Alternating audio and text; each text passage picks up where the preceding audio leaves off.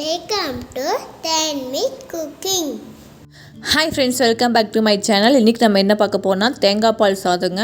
இது வந்து lunch box ரெசிபியாக கூட கொடுத்துள்ள குழந்தைங்களுக்கு அவ்வளோ சூப்பராக இருக்குங்க. தேங்காய் பால் சாதம் வந்து கெட்டு போகாது மத்தியானத்துக்கு.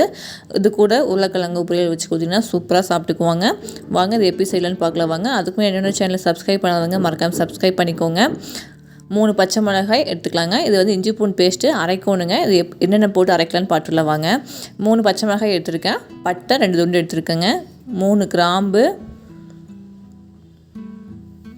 1 ஏலக்காய்,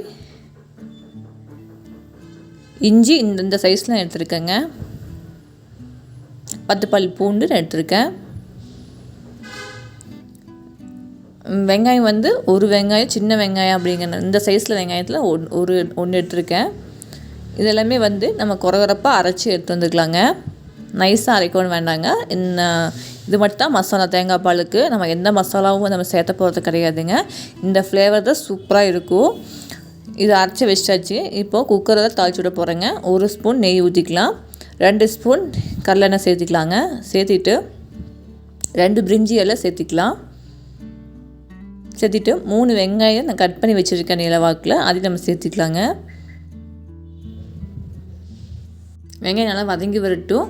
நம்ம அப்படியே போட்டால் பச்சை மிளகாய் வந்து காரம் பத்தாதுங்க. தேங்காய் பால் போட்டனால இனிச்ச மாதிரி போயிடும். அதனால் 3 மிளகாயை வந்து நம்ம சேர்த்திக்கலாம். இப்போ வெங்காயம் நல்லா வதங்கி வந்துருச்சு. இந்த அளவுக்கு வந்துருச்சு. அரைச்சி வச்சுருக்க பேஸ்ட்டை நம்ம உள்ளே சேர்த்திக்கலாங்க.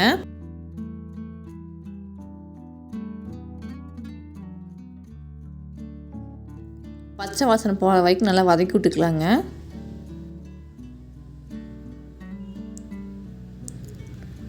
இப்போது பச்சை வாசனை போயிடுச்சு. இது கூட ஒரு கைப்பிடி அளவு புதினா தலையை கட் பண்ணி சேர்த்திக்கலாங்க. 1 கைப்பிடி அளவு கொத்தமல்லி தழை அதையும் நம்ம சேர்த்திக்கலாம். அதுவும் 2 நிமிஷம் நல்லா வதங்கிட்டுங்க.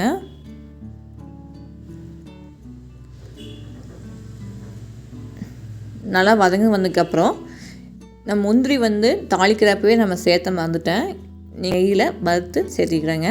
நீங்கள் முன்னாடியே சேர்த்திக்கணும். தாளிக்கிறப்ப கூட சேர்த்திக்கலாம் முந்திரியை.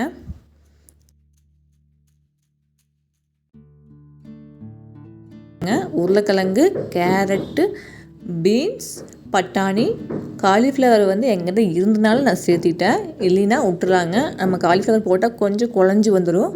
நான் கொஞ்சம் இருந்தனால அது ஏன் பேலன்ஸ் இருக்குது அப்படிங்கிறனால இதில் சேர்த்திட்டேன். அவ்வளோதான்.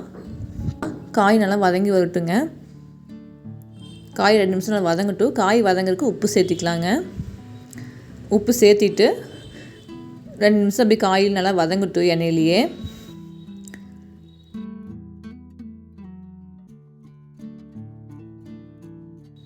இப்போது நான் 1 தேங்காயை பால் எடுத்து வச்சுருக்கேன். சரிங்களா, 1ஆம் பால் 2ஆம் பால் எடுத்து வச்சுருக்கேன்.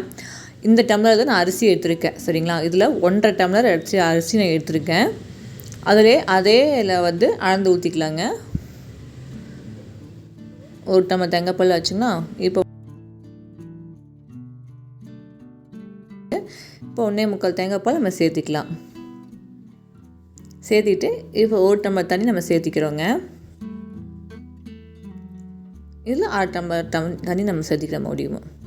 இப்போ வந்து கணக்குப்படி பார்த்தா 1.25 தேங்காய் பால் 1.5 டம்ளர் தண்ணி நம்ம சேர்த்திருக்கிறோம். சரிங்களா, 1.5 டம்ளர் அரிசிக்கு நம்ம சேர்த்திருக்கிறோம்.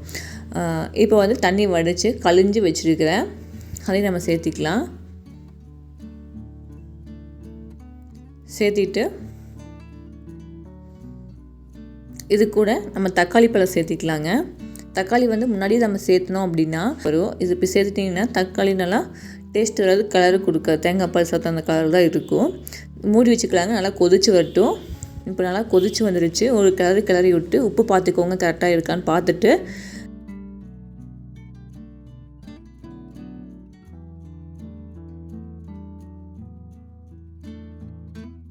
ஒரு விசில் வந்தால் போதுங்க. அடுப்பு ஆஃப் பண்ணிடலாம்.